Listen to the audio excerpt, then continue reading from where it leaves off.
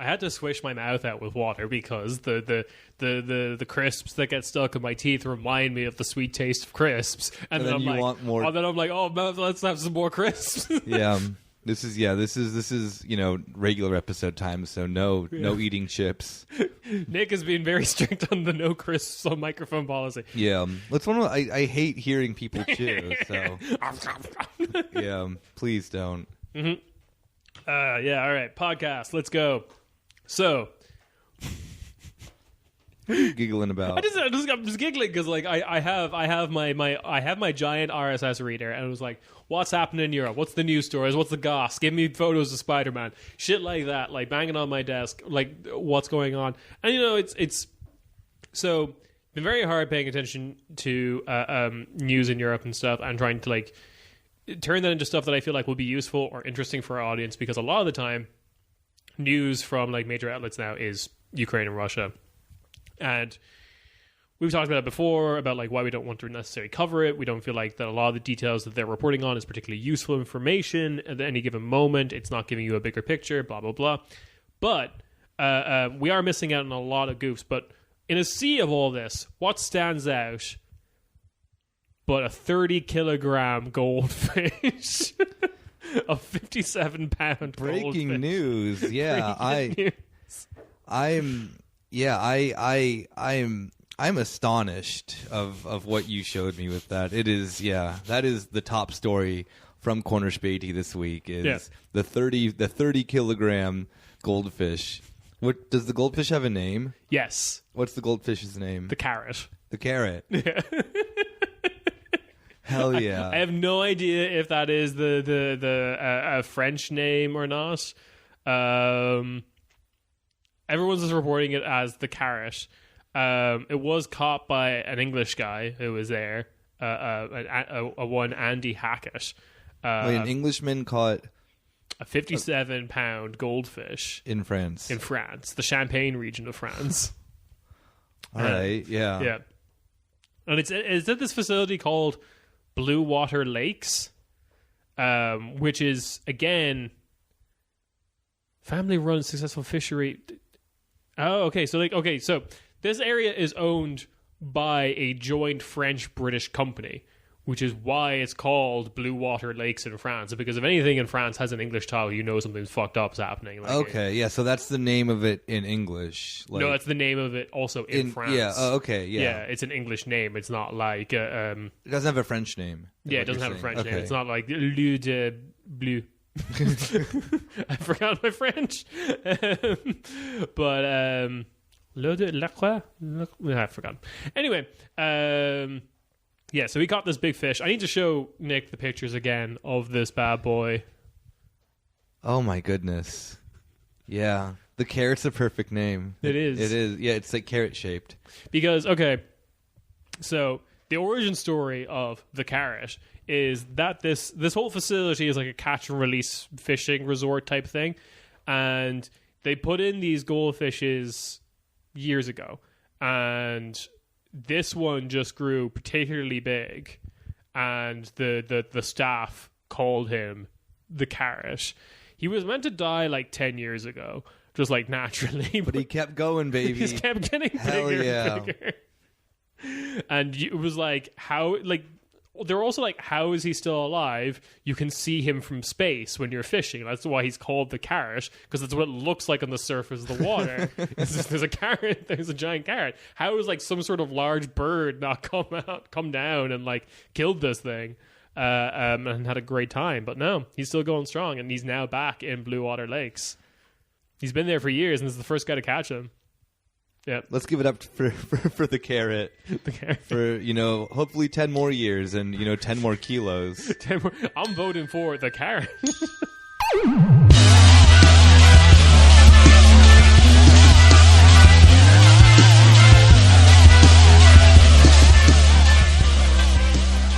Hey. Welcome to your weekly Corner Späti. It is myself, Nick, joined with Ciarán. Yo. In my dumpy ass apartment. If you heard on the bonus episode of why that is. Yeah. The bonus episode that's not out yet. Yeah. Yeah. Okay, fine. True. Yeah. Teaser. Teaser. Sign up to the Patreon. I tell you why my apartment shit. Yeah. Yeah. So no the more. answer might surprise you, actually. Like, genuinely. Yeah. So we're in my not cozy apartment, and me. I'm having a nice time. Yeah. And you have some news to share. News of the week. The newsies. Some stuff going around. First one, which I think is easier to talk about because I think everyone was talking about it, including the show account, because I made them, because I control the show account. Orban's scarf. We need to talk about Orban's scarf. I think his scarf, just fashion-wise, was a no-go. Yeah, just do a hot or not, like on the red carpet. Yeah, darling, what are you wearing? Hungarian nationalism. Oh yes. I don't know. I'm a little bit, but again, remember, as of last episode, I'm quite Magyar phobic. So yes, I'm a little, little unfair on it. I have to issue a correction on that story I did in the last episode. Oh yeah, true. Yeah, because I got this pointed out to me by several people. Not a correction, but an additional piece of information that I overlooked. Frank Ferretti is actually quite famous in the UK, and I didn't realize. He's from the Revolutionary Communist Party, the RCP, which is a very, very Trotskyist organization that there's two theories. Drove themselves insane with like contradictory Trotskyist opinions, and all went on to found like Spiked magazine, who we've read from before on like defending Golden Dawn and shit like that. Yeah. Brendan O'Neill and stuff like that for trash future listeners and things. But like, yeah, he's from that milieu. The other theory about like what happened to all those people is that they were an op to kind of try and capture left-wing people in the UK and then direct them to things that like would neoconservatism. Yeah, get them away from like supporting the USSR, basically. Yeah. Which, who knows? The UK is very good at keeping tight lips on that. A tight seal. But yeah, that's Frank Ferretti. He's also responsible for like Spiked and all that like insane shit in the UK and things like that. So there you go. I'm sorry I didn't mention that. It all makes sense now. But back to our regular scheduled Magyar phobia. Yeah. After that brief sojourn. I don't really have much to say about the scarf thing. It's like, I don't really find it all too surprising that, Viktor Orban believes in, greater Hungary. Yeah. Like, and the fact that he would just flex it like that, it's so him. So, okay, let's give the context here. So, Orban's Facebook page posted a video of him showing and greeting Hungarian footballers while wearing the scarf, which he wore during the match between Hungary and Greece. That was last Sunday. So this caused like some pushback from Czech Foreign Ministry. Ukraine is recalling their ambassador at the moment, or like calling the ambassador from Hungary to come visit them in Kiev and be like, yo, what the fuck? Romania has also voiced, quote, firm disapproval. So yeah, it's a white scarf with a map of Greater Hungary at the ends of it, with just what looks like just Hungary written on it, which makes sense. So yeah, it's not surprising at all. It's very funny that this is like the thing Orban does that gets pushed back from his neighbors, rather than like, I don't know, anything else Orban has ever done. Yeah, like his behavior the past like 9 months, all the legislation and like anything. I mean, even just his his position on Ukraine was like enough for Ukraine to be mad at him. So yeah, I don't know. He's so fucking predictable. Did you hear his comments on it after the fact? No, but what's he gonna say? Like, oh, the woke police, or like, fuck off. No, he comes back to Facebook where it all started. Like, Facebook is still like the happening social media in Hungary, I think. He posts a lot there, true. He does, yeah. Okay, so Hungary is a very boomer nation, so it's very much silences all other voices. I feel like yeah. On Facebook, Mr. Orban said the Hungarian national team was, quote, the team of all Hungarians, wherever they live.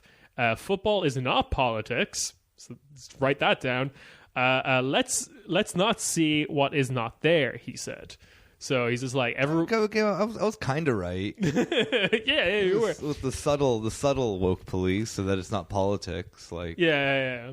But but it is the kind of thing of just like Romania and stuff, like Romania and Croatia and Czech Republic and all these other countries that are just lumped in there on the map, are just kind of like, don't go claiming, that the ethnic Hungarians in your country have some sort of like loyalty or fealty to you. And he just comes back being like, no, they do.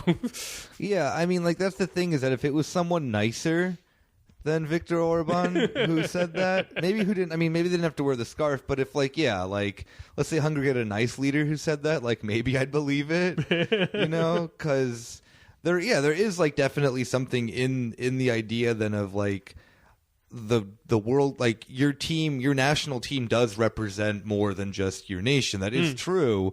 There is something that then's actually nice about that. Yeah, especially for people who are then, let's say, like in Germany, there's like a shit ton of people in like Münster, where like Julia went to university. We went to go and visit her sister once during the Euro Cup. Yeah, and there's a shit ton of Portuguese people in Münster. Yeah, and they were fucking like tearing it up and whatnot. There is a truth in that, but it's Viktor Orban doesn't mean it that way. but then just like the president of Portugal doesn't come out with a scarf that says Munster is Portugal. Yeah, exactly. No, exactly. I mean, there is like, you can represent that perfectly fine without going into like, greater Serbia. Ireland should be allowed to annex Liverpool. Give it to us. Yeah. The Irish national team, who's not even in the World Cup, represents Boston, Glasgow, Liverpool, parts of Australia, I'm sure. It's so fucking stupid. But also, it's just like, can you make a Greater Ireland scarf? I did make a Greater Ireland scarf. I didn't. Okay, it's not okay. So people got very mad that the post I made from the show account are not real scarves, because they're not real scarves. People want to wear them. But yeah, I did make a Greater Ireland one that was like all of the UK and parts of like France,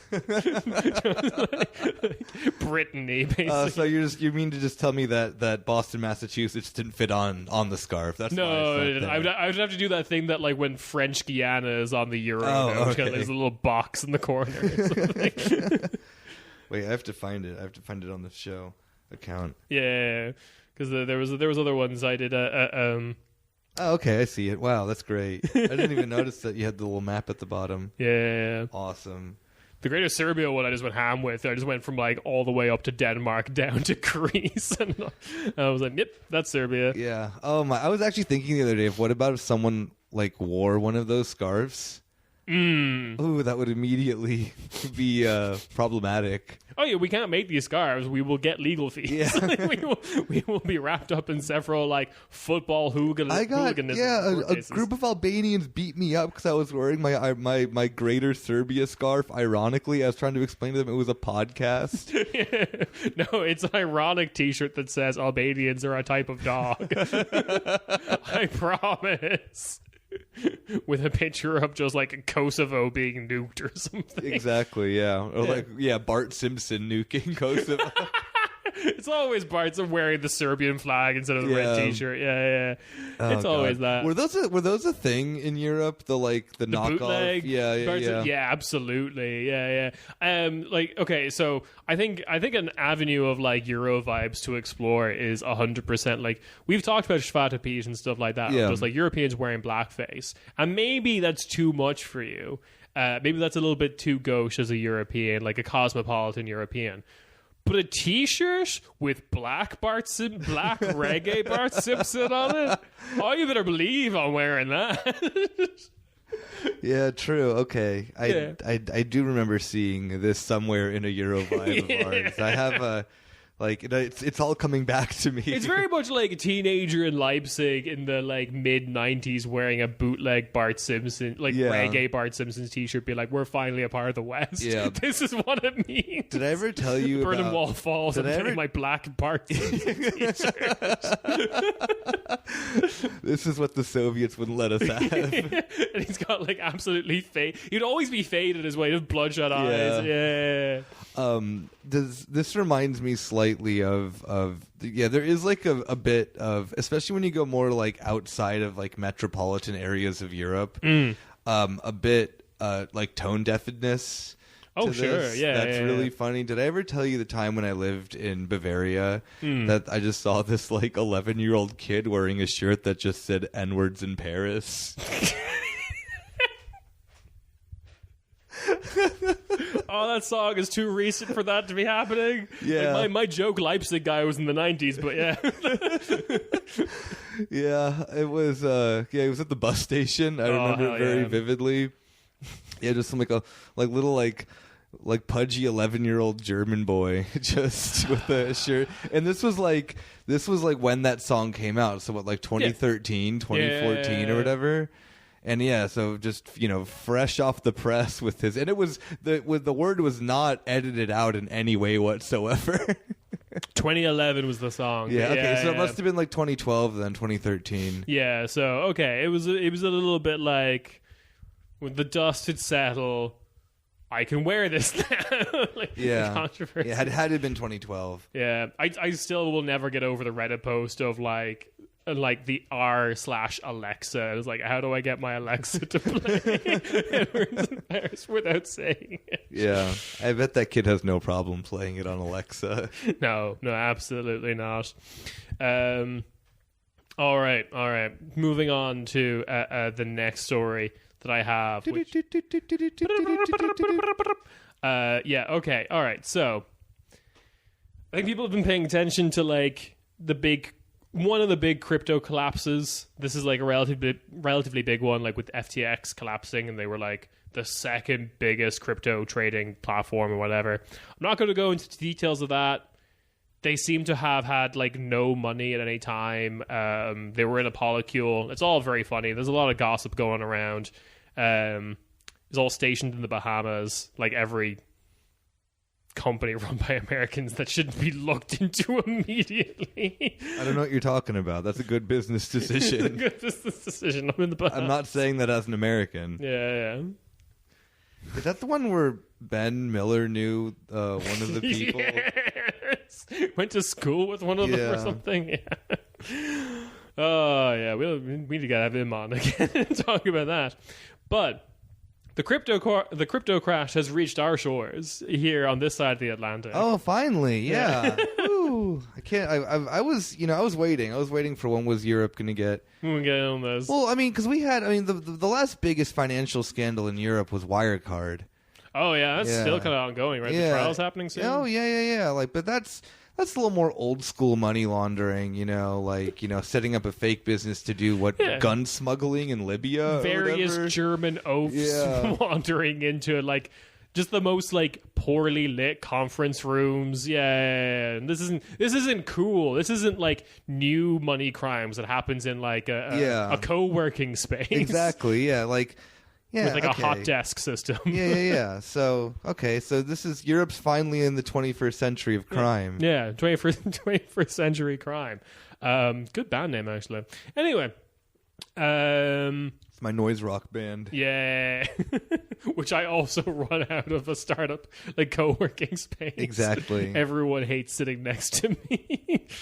All right, so it's happening in the most likely of countries, which I think is Estonia, have gotten in on the crypto scandals. So police in Estonia have arrested 2 men suspected of running a $575 million cryptocurrency scam involving hundreds of thousands of victims.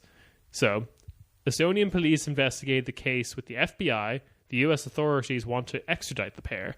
2 Estonians by the name of Sergei Potapenko and Ivan Turagin. These 2 37-year-olds allegedly got people to invest in a cryptocurrency mining service called Tell me if this name what makes you want to invest, Nick. All right. Hash flare. What? Hash flare. No, that sounds horrible. Hash flare, like hashtag, but then like flare. No, that's a horrible name. All right, okay, but like it's an Estonian company. No, even less so. We're grading on a curve. No, but no. What curve? You said it's an Estonian company called Hash Flare. Yeah. Those are both no and no. No, but like you're in Estonia and like you get a sandwich from a place called like Yum Joint or whatever. So like maybe hash flare sounds good when you get your sandwiches from Yum Joint. I've been to Estonia. I'm trying to remember now. Like business names? Yeah, I don't know. Yeah, maybe you're right. Okay, this country's weird. You drink the water long enough, you're like, yeah. I'm getting into crypto. What was it? Hash what? Hash flare. Hash flare. Like hashtag combined with like flare. Pizzazz. Horrible. Yeah, all right. So that was one of the things you could invest into. The other thing they had that you could invest into and you could like supposedly get dividends from was a fake virtual bank they made called Polybius? Polybius? Okay, bear with me. Polybius. Yeah, I don't Polybius? know. Polybius. Polybius? Yeah, I don't know. Yeah. Anyway, it wasn't real, so I don't think we have to know how to pronounce it. This is the world's dumbest scam. So anyway. Wait, was the other thing real? Yes. The other thing was real. Hash flare? Hash flare was real. How do I remember that name? It sticks with you, right? No, it doesn't. Not at all. It's a very forgettable name. Nick just whipping out his banking app, trying to give all the money to Hash flare. Just like, come on, buy the dip. I bought so much hash flare. Hash flare does more kind of seem like an Estonian like attempt to do like streetwear. Well, yeah, sure. It sucks no matter what. Okay, so the two are currently being held in Tallinn, about to be extradited to the US. Customers around the world are said to have purchased more than $500 million worth of hash flare contracts from 2015 to 2019. And the problem was the operation allegedly overstated its capabilities of what it would be able to do. It's worth pointing out that like a lot of crypto miners are like now going bankrupt because of the new energy prices, the shortages on microprocessors and chips like that. Like it's not financially viable to do crypto mining anymore. And then also like the profits that you were meant to be making have now gone because cryptocurrency has collapsed. So yeah, that fucking fell apart. Then the other thing was that the Department of Justice alleges that victims were also promised dividends if they invested in Polybius, a virtual bank Mr. Potapenko and Mr. Turagin said they had set up. People were asked to invest in the bank that wasn't real and was never set up and seems to have just been a website. It was funneled into offshore shell accounts that they used to buy. The two of them used to buy 75 properties and luxury cars. 75 properties And luxury cars. Oh, okay. I didn't get the breakdown of. Okay. Neither of those are reasonable numbers. I mean, one property and 74 luxury cars makes a little bit more sense. The property is a parking lot. It's one big parking lot. Or like maybe, but like imagine 74 properties and one luxury car. That's a bit fucked up. Well, it's driving to all your different properties. Or maybe like 3 and... One really big property for you and 73 of your best friends to drive your luxury cars around in. Just do like neat tricks and stuff. I mean, yeah. Or is it between the two of them? Is it that many? Yeah. Okay, maybe like... What do you mean, okay? So only 35 luxury cars. Maybe like 2 properties and like 20 luxury cars. Just walking around amounts of luxury cars. You never know. Yeah. You've seen MTV Cribs. the world's worst episode of MTV Cribs. Welcome to my house, just pointing to like, and this is luxury car number 36. Yeah, but I mean, like you don't know how people flex. I don't know how rich people operate. Yeah, absolutely. Yeah, like maybe there definitely are. There are people out there who have one property and 74 cars. Yeah, like they just have like a luxury car parked every like, I don't know, 2 miles in New York City. They're never far away from their car, and they still just get an Uber. I mean, how many cars does like Jay Leno has? He probably has like hundreds. Oh yeah. No, who's the big one? Seinfeld also. Yeah, exactly. Like they're freaks. Upsetting. Anyway, so that's the scandal that's happening over there. This is your new Estonian crimes division. They've gotten into crypto. They've learned how to do crypto. You know, I'm proud of you guys. You did it. You did it. You stepped into the 21st century. You're putting Europe on the map for crime. For crimes. That's what we want here. All right, so that kind of leads us to one of our more main topics, and possibly a bummer of a topic. I'm sorry, Nick. Oh, no. I'm not prepared for this. What is it? It's to do with migration in Europe. Oh, so like, God damn it. Yeah, I'm sorry. Oh, it's fine. I would have prepared a little bit more for it, but aside from just being sad. And the fact that then like the SPD wants to like invest more in Frontex, which is pretty sweet. Yeah, they're all kind of doing that now. So yeah. All right. This all kind of starts with a couple of weeks ago. Italy refused to allow the SOS Mediterranean, but spelled French, Ocean Viking, which is the name of the ship, to dock for nearly 3 weeks, forcing the vessel to sail to France, where 234 refugees, including 57 children, were disembarked. And that's what happened, and this pissed off France. And France was like, you had to let them in, they shouldn't have had to come here, blah, blah, blah. Not going to pretend that like the French government cares about these people. Yeah, no, they just want Italy to deal with this problem and not them. Because like if you want to know how compassionate the French are to refugees, look at Calais or whatever. So like you have that. So, and obviously Italy under Meloni's government is not going to be letting them in, kind of thing. This is like what feeds her base. So the EU held an emergency meeting on Friday, just gone, about too many people getting into the EU. It's higher than the previous 2 to 3 years, and trending upwards, but nowhere near as high as it was in like 2014 kind of stuff. Like we haven't reached those levels yet, but there was like a massive dip during the pandemic. And this is likely being caused by food crisis and stuff like that.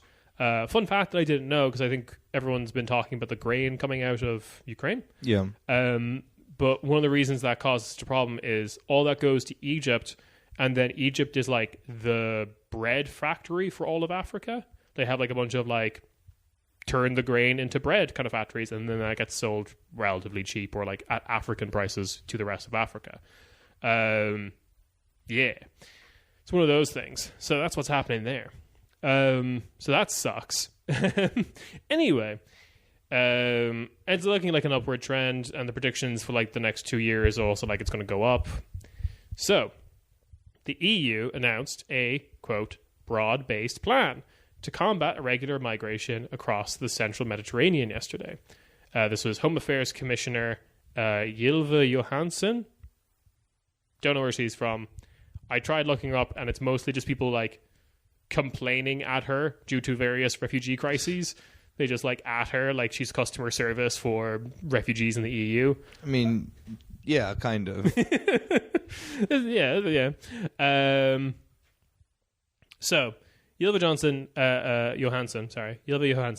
acknowledged that recent events had shown the current approach to irregular migration from the Mediterranean crossing is, quote, not sustainable. So I read this broad-based plan that they put out, and Nick, how many pages do you think pages this broad-based plan is? If you were to guess. 20? 5. What? We're gonna fix. I was like thinking like as low as I could. Yeah, 5 pages. All right. Yeah. Yeah. I had to download it from the European Council's website. It's entitled all caps, so you know they're serious. EU Action Plan for the Central Mediterranean. Okay. Yeah. And they have multiple points, but it mostly boils down to 5 things. Just phrased in different ways or doing the same thing via different channels. Number 1, more money for Frontex. Of course. Yes. Give Frontex a gun. Yeah. 2, more money to the Libyan, Tunisian, and Egyptian coast guards. So, yeah. 3, a new task force for Libya. Okay. Because that country's still not going. It's still not really running at the moment due to all that shit Hillary Clinton did. Yeah. So okay. So is it just a new task force for just Libya to like turn them into a functioning country again? Oh, okay. So this would be an EU/African Union/UN task force. All right. It was vague about what it would do exactly to make this happen. Resurrect Gaddafi wasn't on there. So. All right. Yeah. Okay. Go on. Yeah. Good luck. You know, just doing black magic trying to bring back Gaddafi. Where's Ari? Number 4. This time it's going to work. Set up migration quotas in the EU. This time, Poland, Hungary, Lithuania, or Slovenia won't just like veto it. We can do it. Okay, yeah. We're just gonna keep trying with that one. And let's see how they shoot for the stars with number 5. Then what's the last point? All right, number 5 is more send back refugees agreements with other quote unquote third countries. Jesus Christ. Oh my God. Ylva Johansson had recently come back for this meeting, had come back from Bangladesh, where she'd been laying the groundwork for one of those agreements with Bangladesh. And they stated in this plan that they would very much like to host talks and make an agreement with Niger to get them to keep people there and send people back.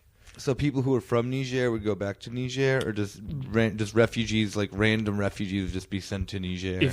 So the Bangladesh one, I believe, is if you're from Bangladesh. For Niger, I think the plan is if we can prove you came through Niger. From Niger. Oh, okay. Yeah. All right. So, which would be like anyone from sub-Saharan Africa, basically. All right. Because you would pass through there, or you could claim that they did. So yeah, that's kind of the plan at the moment. That's what's going to fix this. It's like the only one of these that I think is like remotely good is the whole quotas thing. That's like reasonably fine, and usually that quotas plan goes along with abolishing the only thing in the EU named after my country, actually, the Dublin Agreement, which is the whole like you have to register as a refugee in the first country that you come in, which obviously, as we have ample evidence for now, puts pressure on Italy, Greece, there's a couple of others, Spain to a lesser extent, countries with not a huge amount of money, and people have argued that this could just be done better with spreading this kind of like quote unquote burden. Like the burden is not the people, there is like a bureaucratic burden of like getting, because like the problem that's happening in Greece in particular is just like so many people are slipping through the net that either shouldn't be, and so many people are getting processed in weird ways that also shouldn't be happening. People getting sent back with like legitimate claims for asylum and stuff like that, very very legitimate, like I will immediately die if you send me back kind of shit. So like it's fucked, and no, it's not fun. But here's like So I guess my main point is like I opened this story with kind of like Italy's reaction, and people were kind of afraid of like what the far right being in charge of like a major European country, with being one of the founding members, the third largest economy and stuff like that. The industrial stats that come out of Italy always surprise me. Like I think the reputation of them being like a poor economic basket case gets like exaggerated. They're a political basket case, but they make vacuum cleaners still, so people need those. But I was opening with that bit, but I want to point that even without like Meloni's direct influence, what the kind of like quote unquote good people in Brussels want to like do is not great. Like we've seen with like Erdogan and the agreement that we've made with Turkey, that these like send back to third countries plans are fucking awful. And also we're getting like the really fucking hyper intense ridiculous version of that with like the UK's plan of sending everyone to like Rwanda.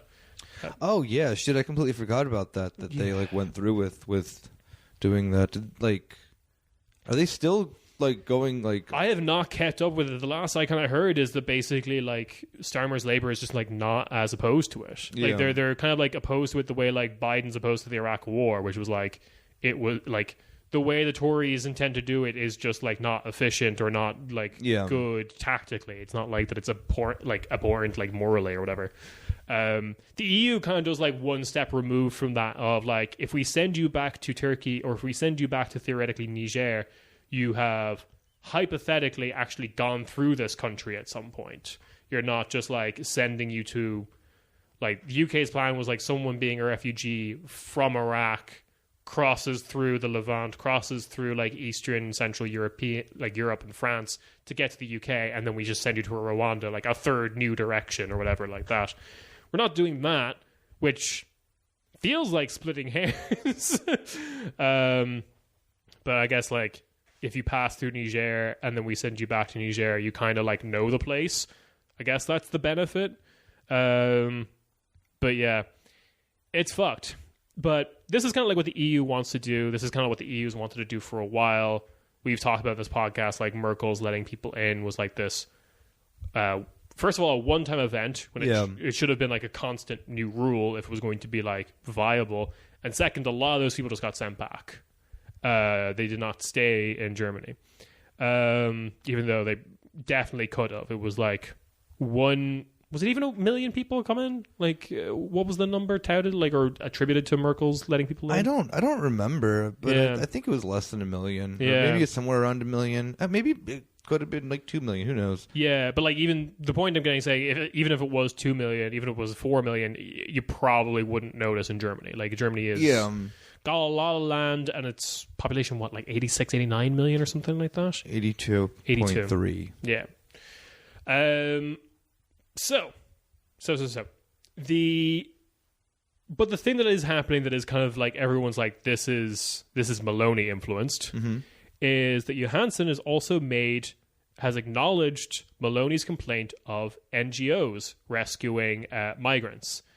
So the thing that the Ocean Viking, the SOS Mediterranean did was they take advantage of this maritime law, which is if you notice a ship in distress, you have to legally go and save them. Yeah.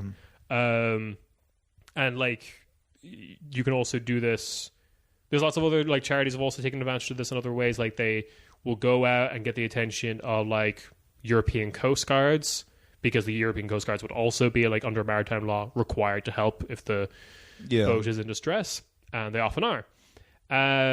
Sometimes, I mean, I've heard really dark stories that some of these like people who promise the crossing, the whole plan is to like for the ship to eventually fail so that you will be picked up by a Coast Guard. It's fucked. But anyway, Johansson acknowledges the complaint that Meloni has towards NGOs, because NGOs are kind of like not taking advantage of this law, but like using this law to actually allow people to come into Italy traditionally, or in this case with the Ocean Viking, to France, because the ships are in distress. They know that's happening. They just go out and find them specifically rather than like Coast Guards can always do plausible deniability of we didn't know, blah, blah, blah, and they don't have a vested interest of doing it, but I digress. So, Johansson is saying comments like, Italy has some legitimate concerns about NGOs doing this stuff.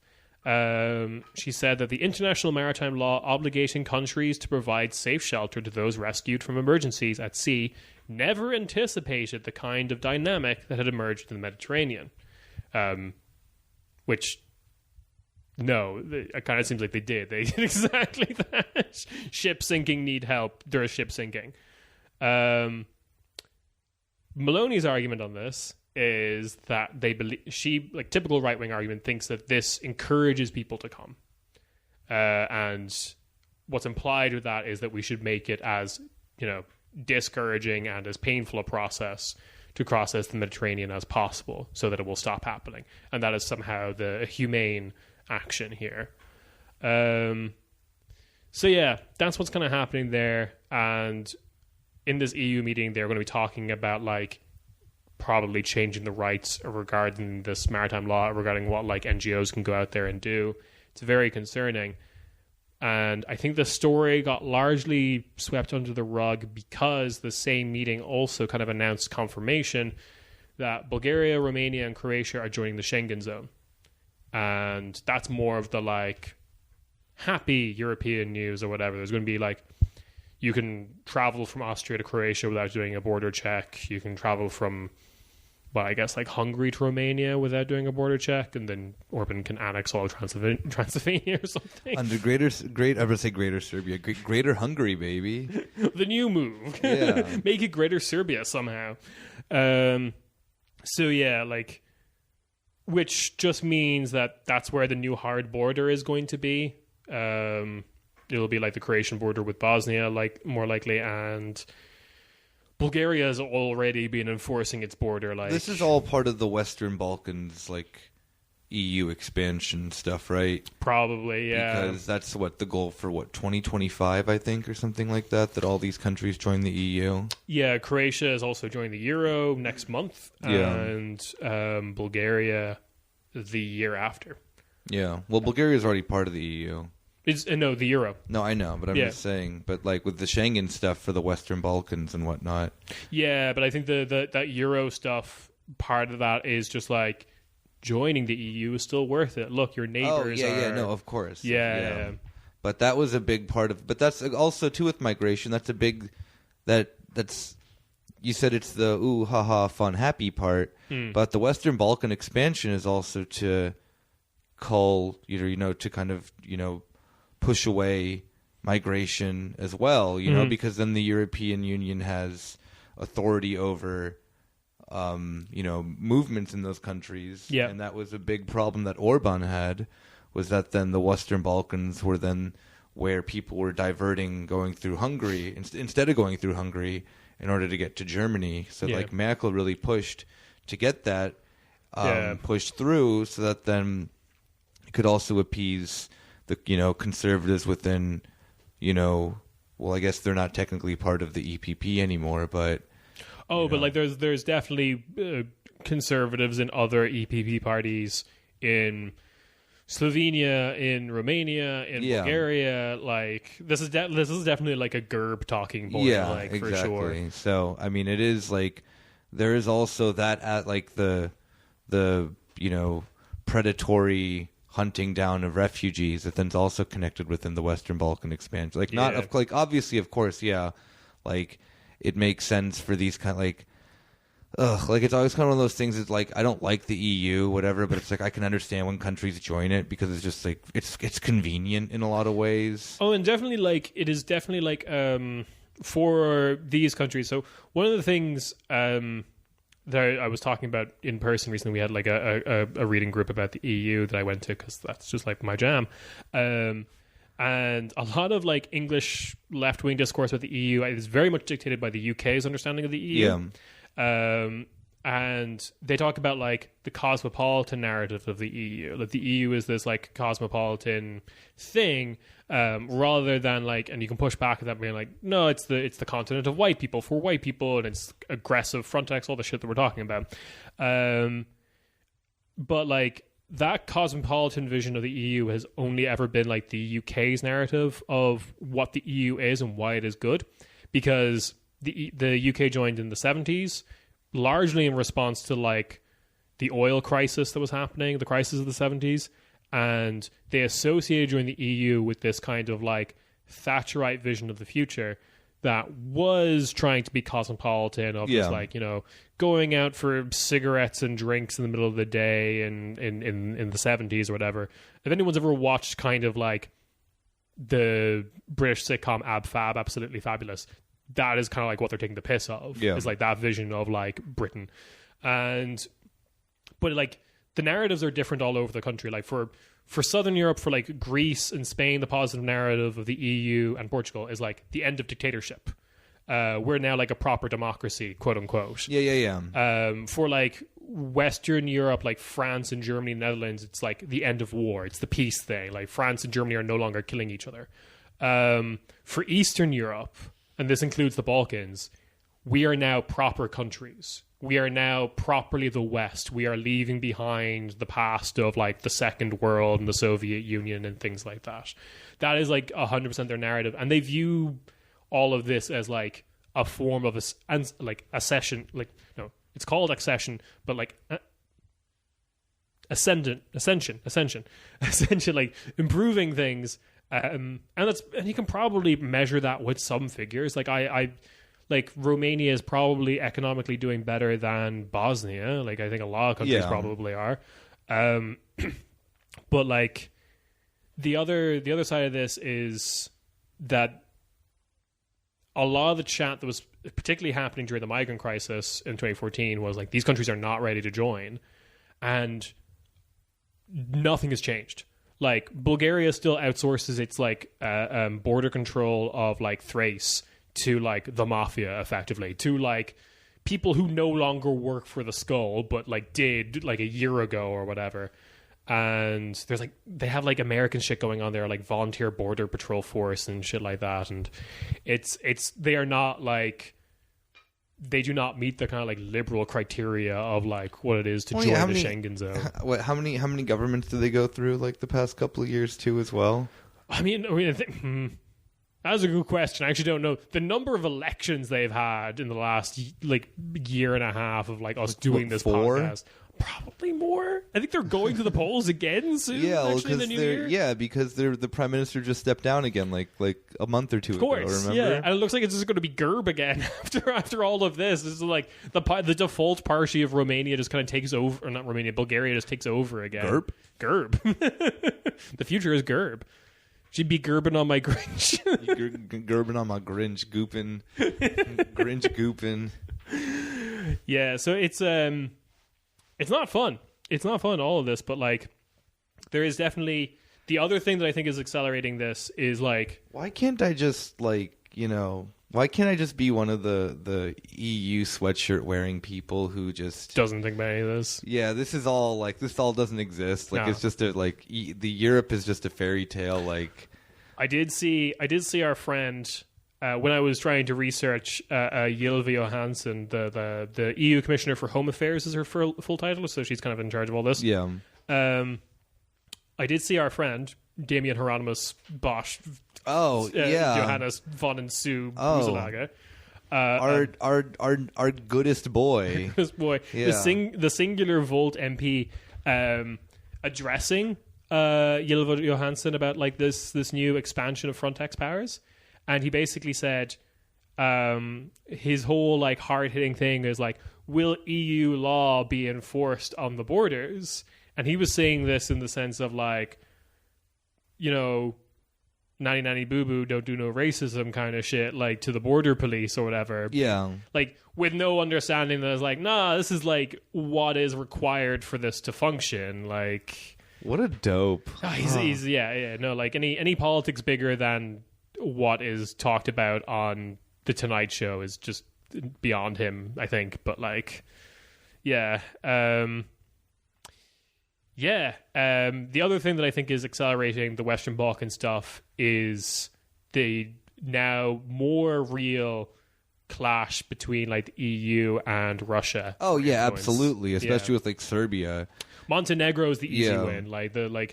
So I think Serbia has been kind of relegated to a lost cause in terms of like getting proper EU influence there. Well, they still want to join the EU. They do, Yeah. and like that, I think also a majority of their population also does. I haven't checked the polling on that recently. I mean, they're still slotted to join they're still on a path to join the EU. No, they haven't formally applied yet. They're a potential candidate country. Oh, okay. Yeah, they can apply. Like Albania. I think Albania is more on the road. The one that I think is going to happen next is probably Montenegro. Yeah, they already. I mean, they joined NATO. Yeah, as well too. So, but like the whole thing with the strategy with Serbia is encirclement, get everyone else around them to join. Yeah. But then, so like it is about like trying to offer this vision of the future to the Western Balkans of you can be in Schengen, you can use the euro, like GDP will go up. what else you got for me, baby? That's it. Oh, I mean, Aldi expansion. woo! Yeah, damn. All right. More formal relations. Me slamming the EU button. Let's go, baby. A more formalized a relationship with the Volkswagen supply chain rather than an informal. I'm slamming that button, baby. So like that is the vision of the future, and I do think a part of this is to make joining the EU look more enticing to I mean, Bosnia has a lot of shit on its plate, but like Montenegro, Macedonia, Albania would be like the three they would probably try and pick up relatively soon. Montenegro is like the real one because they, more like Serbia, have like this huge contingent that you could call like quote unquote pro-Russian, like in favor of being more in Russian orbit. They're just like in opposition at the moment. But yeah. Well, on EU talk, I got my bets on Yeah.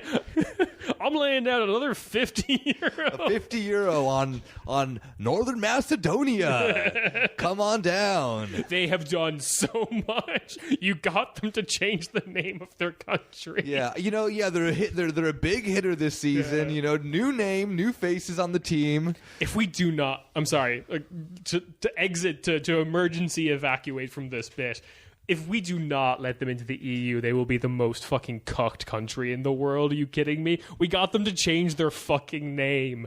Like we bullied them into changing the name of their country, and then Bulgaria is still just like, nah. That language is not real.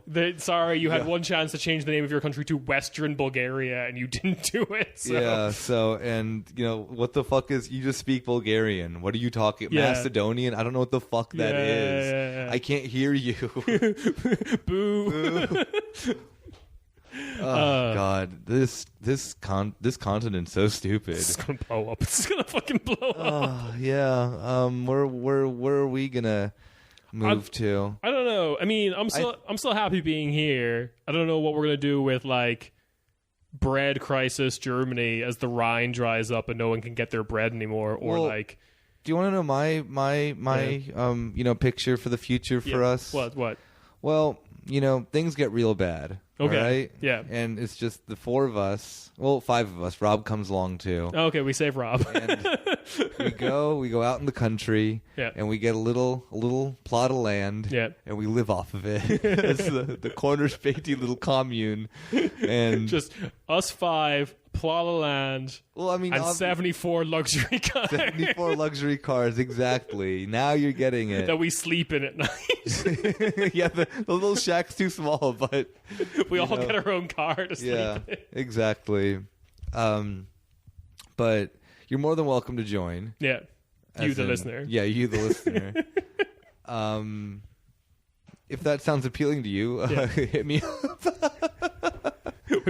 We still got 69 places. Yeah. 69 other luxury Where cars. are your dogs gonna fit? Are they can? They'll sleep in the car with me. It's Oh, okay. okay. Yeah, it's fine. I'm assuming I'm divorced. This seems like a divorce. This seems like this is like Ciarán's divorce. Well, no, like you take your family with you. Berlin's become a wasteland. You have to. You have to move. Yeah, you have Lamborghini commune out in Brandenburg. Exactly. Yeah, absolutely. Too late to change the name of the podcast to Lamborghini commune. You know, we can rebrand in the second world. In the new world. In the new world. Year zero.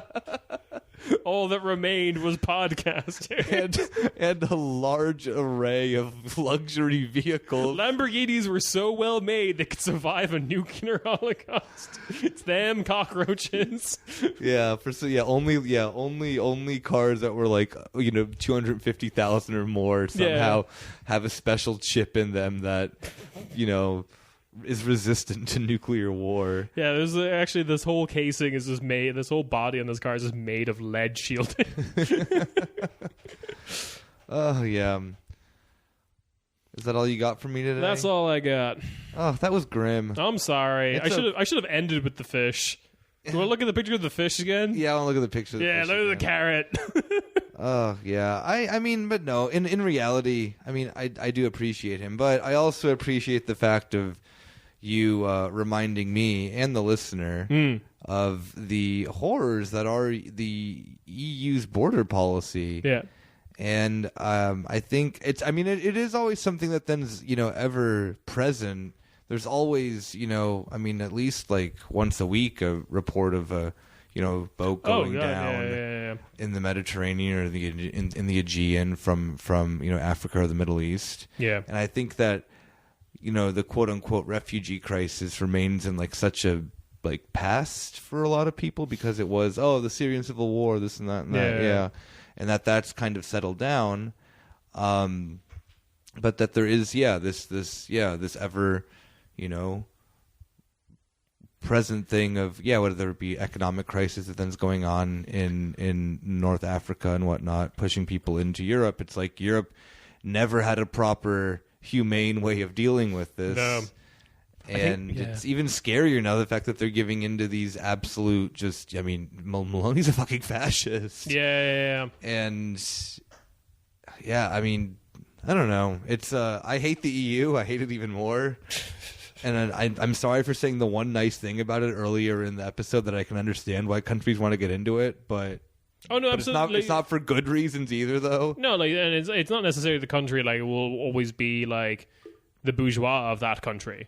Yeah. Will definitely benefit from joining. Croatia's bourgeois will definitely benefit from joining the euro, and like Montenegro's bourgeois will definitely benefit from joining the EU or whatever. But like, it's just we're just going to get this very strange border policy. I think a huge anomaly with the migrant quote unquote crisis from 2014 was that it's the first time any of that stuff made headlines. Yeah, true. And I think like we could reach those levels again, but like we just don't talk about it, and just like a lot of this stuff happens in the background, like new legislation, and it just sucks that it's just gonna be like, and like eventually we're just gonna have like the liberal position of like the border is hard as fuck and grueling and shitty and whatever, and you'll probably die on your way trying to do it, but if you make your way through, you get a Greater Hungary scarf that you get as like a little souvenir or whatever to honor the Saint Orban who's died. It's the year 2050. Oh yeah, of course. We're living in the commune. Yeah, exactly. I just didn't know what happened for the last 30 years. Orban has taken on like a historiography similar to that of like Charlemagne. Of course. Yeah, I mean also true too. It's like we did have a outpour of refugees out of Ukraine, and there was like very little pushback on that. It was very clear why. Every country was perfectly fine with taking in Ukrainian refugees and they even would just openly say it because they were white and Christian. Yeah. So it's not like Europe can't do these things. Yeah, I think there's also just like, I think one of the things that upsets me about people who've made like really caring about the Ukraine invasion their whole thing is just like, why didn't you care about like as much about the Syrian civil war or these other things that have also caused like refugees. And there's like, it's not like there isn't clear bad guys in those conflicts either. Like fucking ISIS was there. Like, yeah, I know, right? Like, oh gosh. Yep. Anyway, with that, we will see you on the bonus feed. Ciao, ciao. Bye bye.